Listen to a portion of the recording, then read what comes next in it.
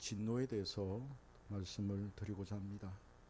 하나님의 이 진노 가운데 또 우리가 안전하게 또 보호받는 그 유일한 길이 무엇인지를 또 한번 살펴보고자 합니다. 여러분, 누군가로부터 버림을 당해본 적이 있습니까? 연애를 하다가 버림을 당할 수도 있고, 또 직장에서 또 버림을 당할 수도 있고 그러겠죠. 어릴 때 집에서 쫓겨난 경험을 해본 적이 있습니까? 요즘 부모들은 아이들을 귀하게 키우기 때문에 아이가 잘못을 해도 집에서 쫓아내거나 또 심하게 그렇게 훈계하지는 않습니다. 그러나 옛날에는 아이들이 많았기 때문에 부모가 아이를 귀하게 키우지는 않았습니다. 아이들이 부모의 말을 거역하거나 못된 짓을 하면 집에서 쫓아내곤 했죠. 그러면 아이는 멀리 가지 못하고 처마 밑에 쭈그려 앉아서 추위에 벌벌 떨면서 눈물을 삼키며 반성을 하다가 다시 집으로 들어갑니다. 옛날 사람이라면 누구나 경험해 보았을 법한 그런 얘기지요. 아이는 그때부터 부모로부터 버림을 받는 것이 얼마나 무서운가 하는 것을 알게 됩니다. 어릴 때부터 좀 엄하게 자라고 부모의 해초리를 맞고 자란 아이가 효도를 더 잘한다라는 그런 얘기가 있습니다. 어릴 때부터 부모의 소중함을 알기 때문이죠. 부모가 얼마나 화가 났으면 나를 그렇게 강하게 훈육하였을까? 내가 얼마나 못된 짓을 많이 했으면 그랬을까? 하고 어린 시절을 우리는 회상을 하게 됩니다. 어릴 때 저희 고향 동네에 정미소와 제제소를 하는 부잣집이 있었습니다. 정미소는 쌀을 곡물을 이제 빻는 그런 거고, 제제소는 산에 큰 나무를 베어와서 그 나무를 잘라가지고 생선 그 상자 있잖아요. 그 자갈치 시장 같은데 생선 그를 담는 그 나무 상자를 만드는 그런 것을 생산하는 제제소였습니다. 부잣집이었죠. 그 집의 아버지는 동네 유지였고 또 어른이었습니다. 작은 부인이 낳은 아들이 자신의 호적에 입적되어서 그 아들과 같이 살고 있었습니다. 그 아이는 동네에서 온갖 나쁜 짓을 저질렀습니다. 동네 아이들을 꼬드겨서 같이 남의 물건을 훔치고 또 가수원을 거들내기도 하였습니다. 아주 사고뭉치였습니다. 동네 사람들의 민원이 빗발칩니다. 타일러도 말을 듣지 않습니다. 한번 아이가 삐뚤어지니까 갈수록 반항심이 커져서 돌아올 기미를 보이지 않았습니다. 그 아이가 이제 약 한 17세 정도 되었습니다.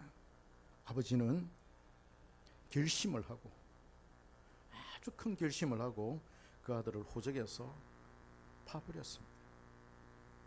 영구 제적을 시킨 것이죠. 그때로부터 아들은 아버지로부터 버려진 것입니다. 그 이후로 그 아들은 동네에서 보이지 않았습니다. 그 많던 재산은 본처의 아들들에게로 가고 자신에게는 한 푼도 떨어지지 않았습니다. 지금도 그는 어디에서 무슨 사람이 사는지 아는 사람은 아무도 없을 겁니다. 여러분, 사람이 하나님으로부터 버려진다는 것은 이보다 훨씬 더 큰 고통과 괴로움을 안겨다 줍니다. 버림을 받는다는 것. 하나님도 우리 인간을 버린다라는 그 말씀이 오늘 본문에 많이 등장하고 있습니다. 바울은 온 인류가 타락을 했고 버려진 상태에 있다라고 진단을 합니다. 하나님께서 그들을 버려두었다는 것이죠. 하나님께서 지으신 인간이 하나님으로부터 버림을 받았습니다. 하나님께서는 인간들이 하나님을 알지도 못하고 악을 저지르니 그냥 그대로 내버려 두었다라고 그렇게 말합니다. 하나님께서 그들의 삶에 개입하지 않으시고 그들과 관계하지 않으시겠다는 겁니다. 일종의 하나님의 분노의 표현이죠. 그냥 니는 이대로 살아라. 그냥 니는 이대로 살아라. 이게 버려둔다라는 뜻입니다. 바울은 하나님의 진노가 하늘로부터 나타났다며 경고를 하고 있습니다. 이 땅에서 불의를 행하는 모든 사람과 불경건한 모든 사람을 대항해서 하나님의 진노가 나타났는데 그것이 바로 버려진 것이라고 결론을 내리고 있습니다. 여러분 잘 살펴보십시오. 버려졌다 버려졌다라는 말이 얼마나 몇 번 나오는지, 그 단어가 몇 번 나오는지 한번 살펴보시기를 바랍니다. 온 인류가 하나님을 알면서도 하나님의 신성이 보여졌음에도 하나님을 섬기지 않고 감사하지도 않고 영광을 돌리지도 않습니다. 하나님이 세상을 만들어서 이러면 콧방귀를 뀌죠. 하나님을 마음에 두기를 싫어합니다. 믿기를 싫어합니다.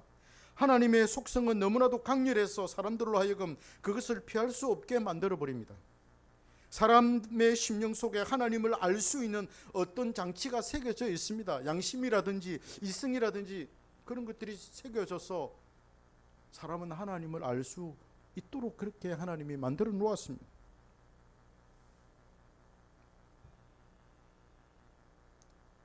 그것이 양심일 수도 있고 지성이나 이성일 수도 있죠. 하나님을 알 만한 것이 사람들 속에 분명히 보였습니다. 우리는 그래서 주님의 영광을 날마다 보지요.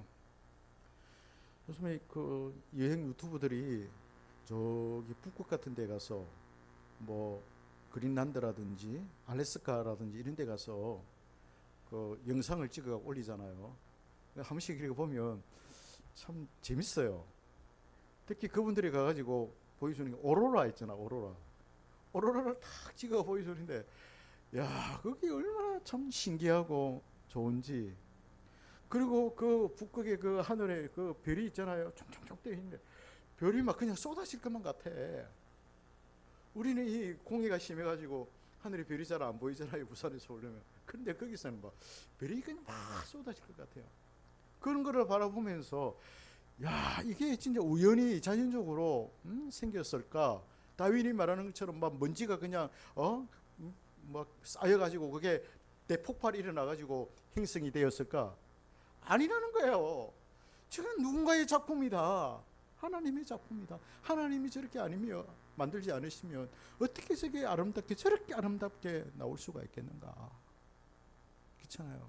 그 별들이 말이죠. 자기 수많은 수천 수백 수만 개의 그 별들이 자기 궤도를 따라 돌지 않습니까? 지구도 자전하고 공전하고 자기 궤도를 따라 도는 것처럼 수많은 그런 별들도 다 자기 길이 있고, 그걸 만약에 우연히 그렇게 됐다면 막 충돌이 일어나고 그렇지 않겠습니까? 그런데 아주 질서정연하게 그렇게 돌아가는 모습을 보노라면 이는 신의 작품이다, 하나님의 작품이다 라는 걸 우리가 깨닫게 되는 것입니다. 그래서 하나님이 사람들에게 보여주셨다는, 하나님의 이 솜씨를 보여주셨고 하나님의 속성을 보여주셨는데도 불구하고 사람들은 하나님을 안 믿는다는 거예요. 감사하지도 않는다는 거예요. 영광을 돌리지 않는다는 거예요. 하나님을 마음에 두기를 싫어한다는 거예요. 그래서 하나님의 진노가 하늘로부터 나타났다라고 지금 사도 바울이 딱 경고를 하고 있습니다. 인간은 창조 세계의 구경꾼이 되도록 창조가 되었습니다.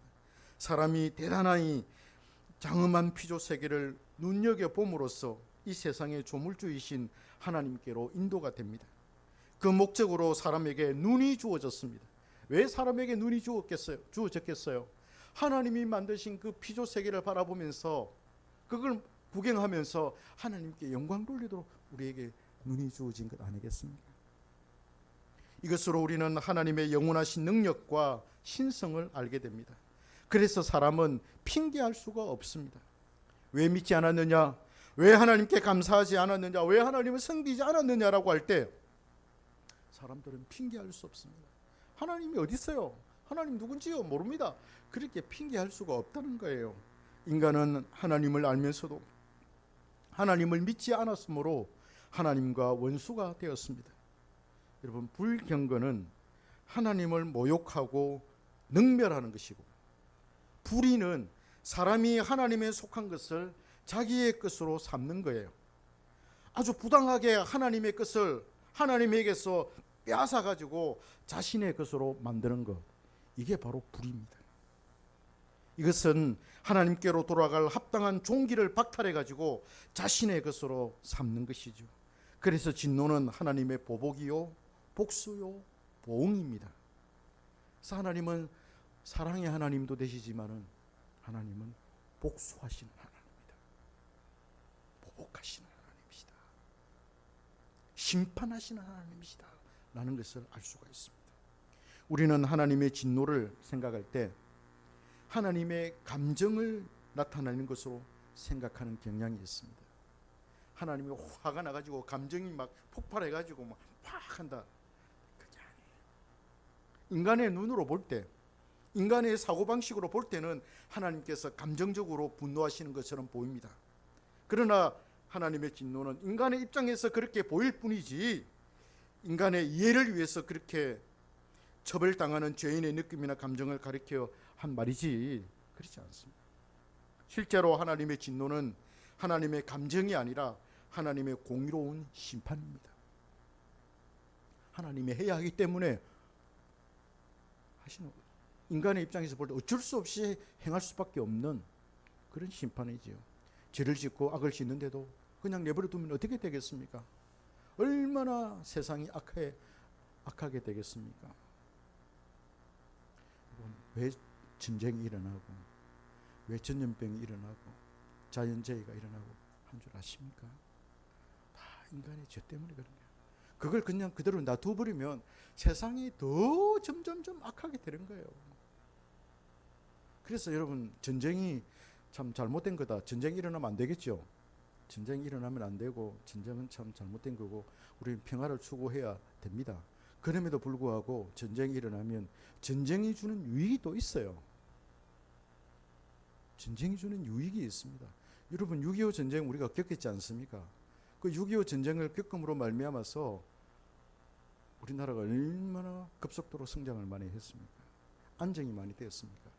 정신적으로 국민들의 정서나 또 영성이나 정신적인 거, 교육적이고 이 모든 것들이 완전히 뒤바뀌는 그런 완전히 나라가 막 초토화된 상황 속에서 살아야 된다라고 하는 그런 분위기가 형성돼 가지고 지금 대한민국이 10손가락 안에 들어간 200개 나라 중에서 10위 안에 들어간다는 게 여러분 그게 있을 수 있는 일입니까? 그게 사람들이 지를 짓고 하면 하나님께서 그걸 보응하신다는 거예요. 하나님의 진노는 인류를 버려둔 것으로 나타났습니다. 인간의 생각이 허망하여졌고 그 마음이 어리석고 어두워졌습니다. 인간의 생각이 어두워져서 올바른 것을 생각하지 못한다는 것이에요. 가장 올바른 생각이 무엇이겠습니까? 하나님을 올바르게 생각하는 거예요. 하나님을 하나님으로 인정하고 대우하고 모시는 것이지요. 이게 없으면 사회는 폭동이 일어나요. 그래서 이걸 잡아주는 게 뭐냐? 세상이 썩지 않고 건전하게 가도록 잡아주는 게 뭐냐라고 할 때 하나님을 올바르게 아는 그런 지식, 하나님을 올바르게 생각하고 하나님을 올바르게 섬기는 그것이 있을 때 세상은 썩지 않습니다. 그 역할을 누가 합니까? 교회가 하잖아요. 교회가 썩으면, 교회가 부패하면 세상도 썩어요. 그쳐볼 수 없이 썩어요. 그걸 잡아주는 게 교회의 역할이에요. 그걸 잡아주는 게 성도의 역할이에요. 1차 대전 당시 1800년대에 계몽주의, 1700년, 1800년 계몽주의가 일어나지 않습니까?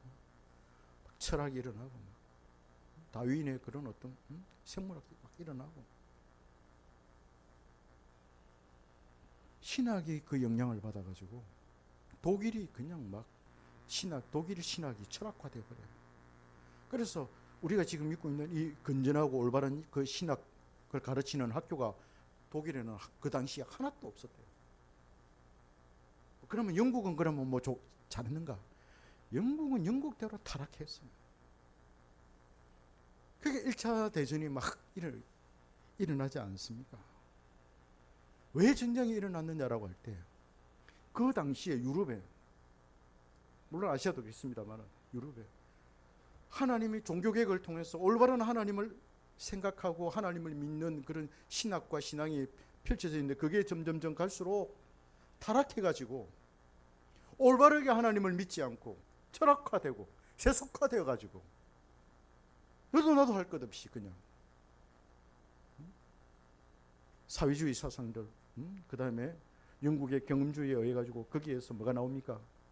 다윈의 진화론이 나오고, 다윈의 진화론에서 또 뭐가 나옵니까? 공산주의 사상, 유물론이 나온 거예요. 그 유물론에 따라서 칼막스가 나오고 엥겔스가 나오고. 그러니 시대가 하나님을 올바르게 아는 그런 사람들이 점점점 줄어들고, 하나님을 바르게 믿는 사람들이 점점점 줄어들고, 하나님을 우습게 하는 사람들이 막 기세 등등 해가지고 설칠 때 하나님은 그냥 그거 가만 보고 계시겠어요? 가만 보고 계시겠어요? 일단은 내버려 두셨죠. 내버려 두셨지만 그 하나님의 그 진노의 결과가 무엇입니까? 전쟁이라고 하는 하나님의 심판이 있게 되었습니다. 하나님을 하나님으로 인정하고 대우하는 것이 하나님을 올바르게 생각하는 것입니다. 그러나 사람들은 하나님을 알면서도 하나님을 영화롭게도 아니하며 감사하지도 않습니다. 이것이 가장 어리석인 것이요, 가장 미련하고 악한 것입니다. 하나님에 대한 생각과 진리를 의도적으로 마음속으로 그냥 억눌러 버립니다. 올바른 말씀, 진리의 말씀을 듣지 않으려고 고개를 그냥 돌려버립니다. 인간은 스스로 지혜 있다 하나 어리석게 되어 버렸습니다. 인간은 지능을 가지고 스스로 온갖 문명과 기술을 창안해내지만 정작 기술의 근원이신 하나님을 마음에 두기를 싫어합니다. 그리고는 썩지 않을 하나님의 영광을 썩어질 사람과 새와 짐승과 기어다니는 동물 모양으로 바꾸어 버렸습니다. 그것들을 신으로 만들어서 우상 숭배를 한 것이죠. 가짜 하나님을 만들어냈습니다. 우리가 하나님께서 말씀하신 그 말씀의 내용을 모르고 그것을 이해하지 못하고 깨닫지 못한 채 하나님의 존재만을 믿으면 하나님을 우리는 우상처럼 믿게 됩니다. 우리가 하나님 하면서 하나님을 믿는데 우리가 믿는 그 하나님이 우상이 되어버린다는 거예요.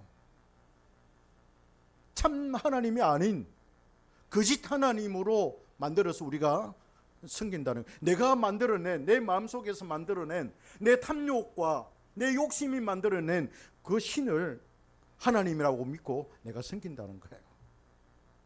오늘날 대부분 그렇습니다. 하나님이 성경의 하나님이 아니라 우상이 되어버렸습니다. 불교를 믿는 신도가 부처를 믿는 것, 맹목적으로 부처를 믿는 것과 같아요. 여러분, 텔레비전에 보면 티벳 같은 데 얘기 나오잖아요. 티벳 보면 사람들이 이제 그 티벳은 불교 나라고 지금은 이제 중국화돼 있지만은 그 이제 그 절에 가지 않습니까? 절에 가면 뭐가 제일 먼저 나오느냐 하면, 우리나라는 절에 가면 대웅전에 가기 전에 뭘 이렇게 통과하는데 그거 보면은 뭐 사천왕이라든지 막 큰 그런 장군 같은 그런 존재들이 있잖아요. 그죠? 그 통과하는데 거기는 가면 뭐가 있냐면 돌리는 게 있어. 이렇게 가면서 확 돌려 그냥 이게. 그게 뭔 줄 알아요, 여러분? 불교의 경전이에요. 한 번 돌리면 내가 한 번 그걸 읽는다. 두 번 돌리면 내가 두 번 읽는다. 이런 거예요. 그걸 잘 보세요. 여러분들 그거 많이 돌려요. 그러면 내가 한 번 읽고 불교 경전 한 번 읽은 거고, 두 번 읽은 거고, 세 번 읽은 거고, 그리고 그걸 뭐 몇만 번씩 읽어야 내가 뭐 극락에 도달한다. 이런 교리가 있잖아요. 우리가 성경을 읽을 때 다독하는 거 있잖아요. 다독하는 거 좋아요. 좋은데 그런 경향이, 그런 마음으로 읽으면 곤란합니다. 내가 뭐 100번 읽었어, 성경, 뭐 1000번 읽었어. 그것보다는 그 의미를 깊이 아는 게 중요하죠. 불교인은 그러면서 부처의 그 존재, 불경에서 말하는 그 부처가 어떤 존재이고, 그죠? 그 부처가 어떻게 돌을 닦았는지, 부처가 말하는 그 어떤 설법이, 그 사상이 무엇인지를 심취해가지고 나도 부처님처럼 그렇게 살아야지, 그런 그게 없고, 그냥 가서 이렇게 자기 그것만 비는 거예요. 그리고 불경 읽으라 그러면 그거 한번 돌리고. 우리 기독교는 안 그런 줄 알아요. 제가 볼 때는 기독교도 좀 비슷하다 이런 생각이 듭니다. 그러니까 자기가 만들어낸 그 신을, 그러니까 불교에서는 자기가 부처를 만들어내 갖고, 그죠? 신으로 생각하고 믿지 않습니까? 기독교도 그런 거예요. 참된 하나님은 말씀 가운데 거하신 거예요. 예수 그리스도가 하나님의 말씀이고 하나님의 말이잖아요. 그 예수님이 누구신지를 우리가 깊이 이해하고, 그 하나님의 그 말씀을 우리가 사랑하고, 그 말씀이 나에게서 역사하고 내 안에서 나를 움직일 때 그게 생명이 들어온 거예요. 말씀을 통해서 그 말씀이 살아있다라는 게, 그게 내게 생명이 주어졌다는 증거예요. 여러분, 생명이 없으면 지금 이 자리에서 내가 아무리 이야기를 해도 그 귀에 안 들어옵니다. 한 1년 좀 있다가 또 가는 거예요. 왜 교회를 떠나겠어요? 귀에 안 들어오는 거예요. 이해가 안 되는 거예요.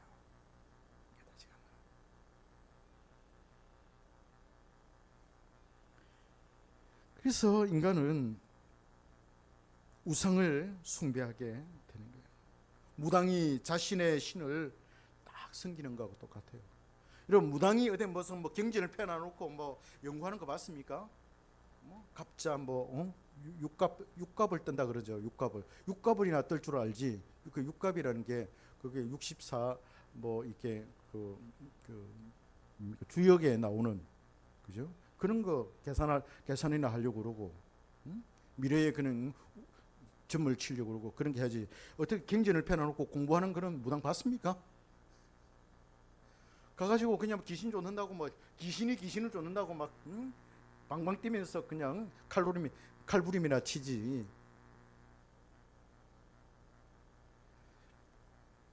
그렇게 돼버렸다는 거예요. 하나님이 내버려 두셔가지고. 그 다음 하나님께서 인간을 그 자신의 마음의 정욕대로 내버려 두었다. 24절에 그렇게 말합니다. 하나님께서 그들을 마음의 정욕대로 더러움에 내버려 두었다는 것은 그들이 원하는 대로 온갖 쾌락을 위해서 몸을 사용한다는 거예요. 자신의 쾌락을 위해, 욕망을 위해 산다는 것이죠. 그 결과 그들은 그들의 몸을 서로 욕되게 합니다. 남자와 여자가 서로 순리대로 질서 안에서 자신의 몸을 사용하지 않고 동성애를 통해서 몸을 더럽게 하는 것이죠. 음욕이 부릴 듯합니다. 쾌락을 위해서라면 온갖 더러운 것들을 주고 서슴지 않습니다. 요즘으로 치면은 성적인 쾌락을 넘어서 마약으로 황홀의 경지를 추구하는 것과 같은 거예요.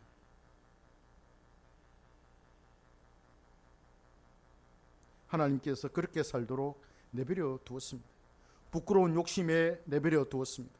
뉘우치고 반성하고 회개하고요, 깨끗한 삶, 정결한 삶을 살도록 인도하는 것이 아니라 그렇게 살도록 내버려 두었다는 것이죠. 모든 불의와 추악과 탐욕과 악의가 가득하고, 시기와 살인과 분쟁과 사기와 악독이 가득하고, 서로 수군거리면서 모함하고 중상모략을 행하지요. 하나님을 미워하며 배신하고 약속을 어기고 능욕하고 교만하고 자랑하고 부모를 거역하고 우매하고 무자비한 그런 자들로 버려져 있습니다. 이런 일을 행하는 자는 사형에 해당한다는 하나님의 말씀을 알고도 자신들만 행할 뿐만 아니라 그런 일을 행하는 자들을 옳다고 그렇게 말합니다. 온갖 죄와 더러움이 가득한 그런 사람이 되어버렸습니다. 하나님은 이들을 향해 심판하실 것입니다. 하나님의 진노의 결과는 하나님의 심판입니다. 분노만 하시고 끝내지 않습니다. 상응한 처벌이 반드시 따를 것입니다. 그것이 심판입니다. 하나님은 이 세상이 그렇게 막 돌아가도록 내버려 두지 않습니다. 합당한 처벌과 보응을 행하십니다. 그래서 하나님의 심판은 현재에도 있고 과거에도 있었고 현재에도 있고 종말에도 있을 것입니다. 현재는 자연재해나 전염병이나 전쟁을 통해 나타나고, 개인적으로는 하나님께서 그 생명을 거두어가시기도 하시고 온갖 어려움을 겪게 하기도 하십니다. 어려움과 고통과 고난과 환난 속에 살아도 하나님의 도움을 전혀 받지 못하는 것이 바로 하나님의 현재적인 심판입니다. 종말의 심판은 최후의 심판입니다. 아주 무서운 심판이 우리를 기다리고 있습니다. 사람들은 그것도 모른 채 마냥 이 세상에서 욕심대로 욕심을 추구하면서 그렇게 살지만은 마지막에 최후의 심판이 있을 겁니다. 그걸 아는 게 지혜죠. 그걸 아는 게 지혜예요. 그때 사람들은 지옥과 천국의 갈림길에서 심판을 받아서 지옥으로 갈 사람과 천국으로 갈 사람으로 나누어지게 될 것입니다. 하나님의 진노는 예전에도 있었고 지금도 계속되고 있습니다. 하나님은 오랜 옛날에 소돔과 고모라를 멸망시켰습니다. 하나님 소돔과 고모라를 가만 그대로 냅둬버리면 안 돼요. 가만 그냥 그대로 내버려 둘 수가 없었습니다. 여러분, 우리가 성경을 통해서 그 고대 사회에 소돔과 고모라 어떤 일이 있었는지 우리가 알지 않습니까?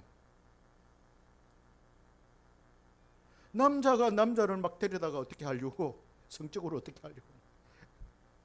그게 오늘날만 있는 게 아니라 그 고대 사회에도 그런 게 있었습니다. 그래서 곧 소돔과 고모라가 멸망당했지요. 이 세상의 수많은 나라를 하나님은 진노하심으로 멸망시키셨습니다. 그것이 하나님의 진노의 표현이었습니다. 하나님의 진노는 최후의 심판을 통해 결말을 짓게 될 것입니다. 인간이 예수를 믿어서 하나님께로 돌아오지 않는 이상 하나님의 심판을 면할 수가 없습니다. 그래서 주님은 수고하고 무거운 짐진 자들아 다 내게로 오라, 내가 너희를 쉬게 하리라 말씀하지 않습니까? 주님께로 돌아오는 길만이 하나님의 진노에서 피하는 길입니다. 살 길입니다. 우리가 사는 이 시대에 하나님의 진노가 시작된다면 우리가 그 재앙을 피하는 길은 오직 예수 그리스도밖에 없습니다. 그분에게 우리는 숨어야 합니다. 그분 안에 있으면 하나님의 진노와 재앙이 지나갑니다. 우리는 안전하게 살게 될 것입니다. 그래서 우리는 정신을 바짝 차려야 합니다. 세상이 지금 미쳐 날뛰고 있는 이때에 하나님의 진노가 나타났다는 것을 명심해야 합니다. 이 지구상에 일어나는 자연재해나 전염병이나 전쟁은 하나님의 진노로 인한 하나님의 인간에 대한 하나님의 심판이라는 것을 우리는 알아야 합니다.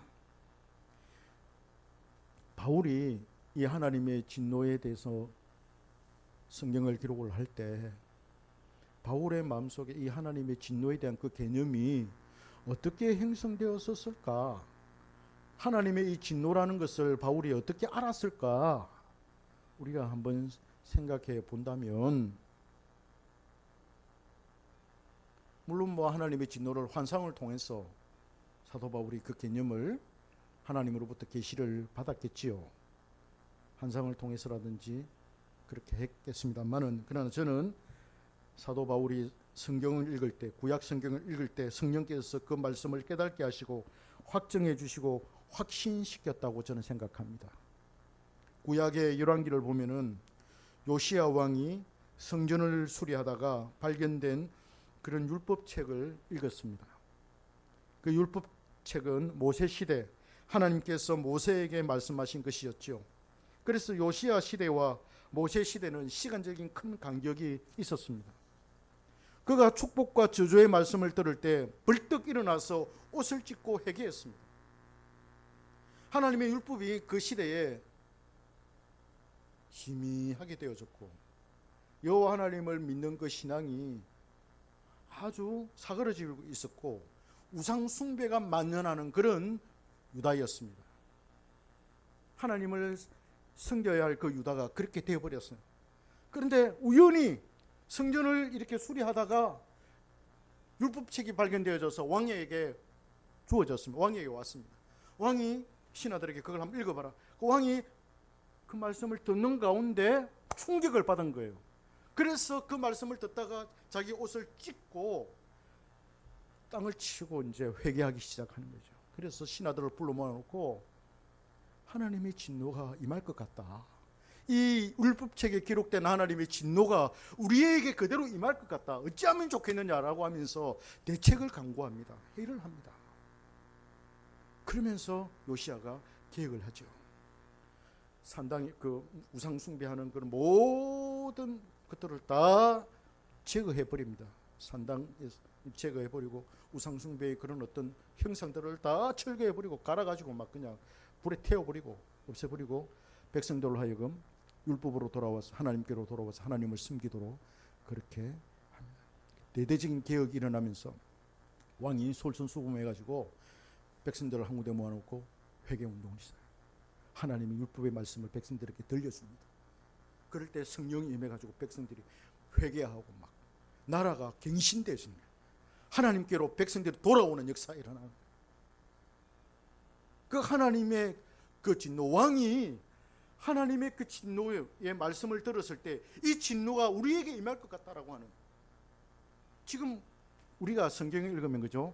예를 들어서 로마서 1장 18절을 읽었다. 하나님의 진노가 불의와 불의를 막는 불경건하고 불의한 자에게 임했다. 그 말씀을 들었을 때 하나님의 진노가 우리 시대에 임할 것 같다. 우리 가정에 내게 임할 것 같다라고 하는 그런 충격을 받는 거하고 똑같은 거예요. 지금 요시야가 그런 충격을 받았다고요. 그냥 성경은 그냥 그렇게 기록되어 있네. 그건 뭐 그때 그 시대의 일이고 지금은 아니네. 돌립니까? 지금은 아니네. 그렇게 생각할 수 있잖아요. 요시야는 그렇게 하지 않았다. 그 진노가 바로 나에게 지금 이 시대에 우리에게 임할 거다라고 하는 그런 충격을 그가 받았습니다. 사도 바울도 그러지 않겠어요? 사도 바울도 하나님의 진노가 이런 사람들에게 나타나고 자기 시대를 바라보면서 로마를 바라보면서 로마의 문명을 바라보면서 하나님께서 그들을 내버려 두셨다. 하나님의 진노하심이 나타났다. 그렇게 믿었던 것입니다. 우리 시대에도 여전히 이 말씀이 살아서 역사합니다. 그러므로 우리는 깨어 있어야 합니다. 날마다 주님을 바라보며 말씀으로 무장하며 살아야 합니다. 그럴 때 우리는 하나님의 진노를 피할 수가 있습니다. 주님께서 직접 선지자를 보내서 재앙의 날을 피할 수 있도록 인도하신 예가 성경에는 아주 많이 등장합니다. 율로왕기서에 보면 엘리사가 나오는데, 엘리사 시대에 북쪽 이스라엘에 하나님의 진노가 나타나서 비가 오지 않았고 가뭄이 심해가지고 사람이 살 수 없는 때가 있었습니다. 엘리사는 아직 하나님의 진노가 임하기 전에 수넴에 사는 여인의 집으로 가서 그에게 알려줍니다. 곧 이 나라에 가뭄이 있을 것이고 하나님의 진노가 있을 것인데 너희들이 피해가지고 남쪽으로 가거라. 거기서 7년 동안 있어라. 그래가지고 수넴 여인이 자기 가족들을 데리고 어디로 갑니까? 피신해가지고 남쪽으로 내려가죠. 그 북쪽에 가뭄이 7년 동안 있었는데 그 가뭄이 끝나고 난 다음에 다시 자기의 고향으로 돌아오게 되었습니다.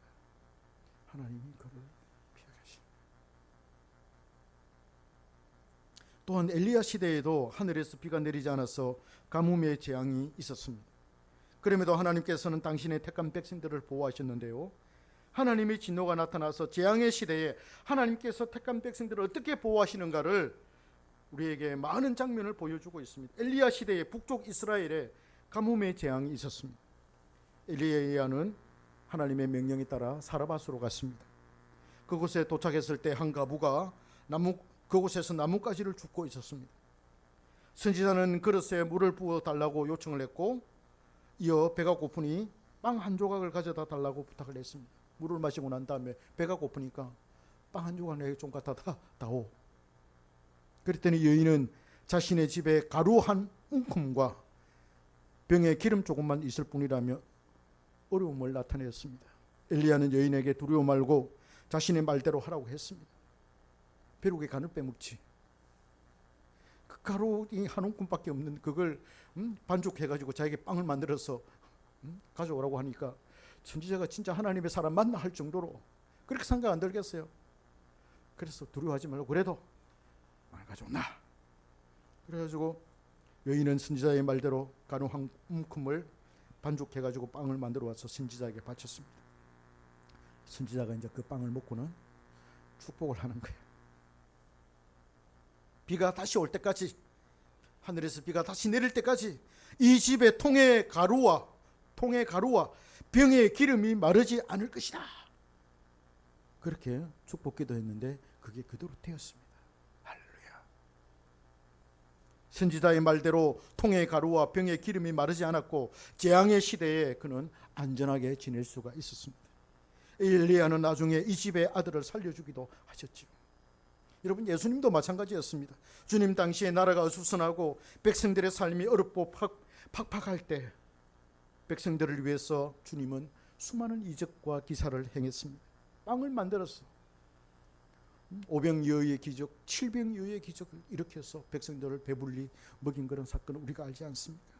그것은 백성들을 보호하기 위한 것이었습니다. 이처럼 이 재앙의 시대에, 재앙의 때에 하나님은 우리를 지켜보았습니다. 6.25 때 하나님은 당신의 택한 백성들을 어디서 보호하신 줄 아십니까? 이 부산 땅에서 보호하십니다. 수많은 사람들이 그죠? 피난 와가지고 어디로 옵니까? 부산으로 왔잖아요. 부산에 무슨 교회? 초량교회와 저기 남포동에 있는 부산종안교회, 그곳에 사람들이 막 북새통같이 몰려들었습니다. 미국에서 나오는 그런 원조 물품들이 그 교회를 통해서 백성들에게 전달되고, 하나님의 택한 백성들 하나님께서 그렇게 품에, 닭이 병아리를 품에 안듯이 다 품어가지고 보호해 주셨고, 그곳에서 뭐가 일어납니까? 회개운동이 일어나고, 회개운동을 하니까 인천 상륙작전이 성공이 되고, 그러지 않았습니까?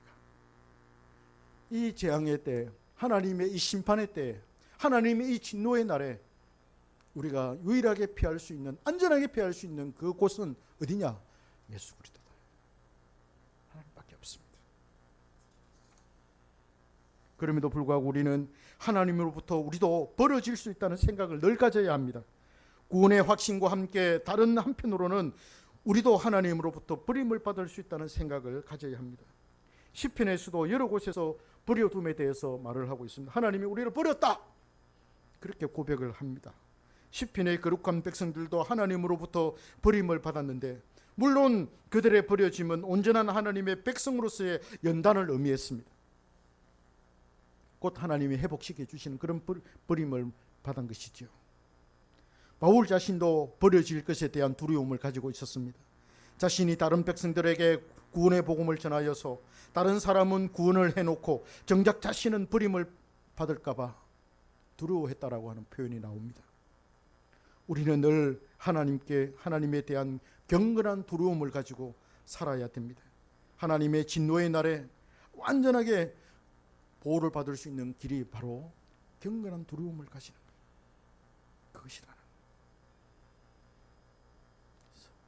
예수 안에서 예수님을 굳게 붙들고 진리를 배우고 진리 안에 확신을 거하면서 우리가 경건한 두려움을 가지고 살아갈 때, 이 세상이 미쳐 날뛰어서 하나님이 심판을 해도 하나님은 우리를 지켜 보호해 주신다 라는 말씀이었습니다. 기도하겠습니다.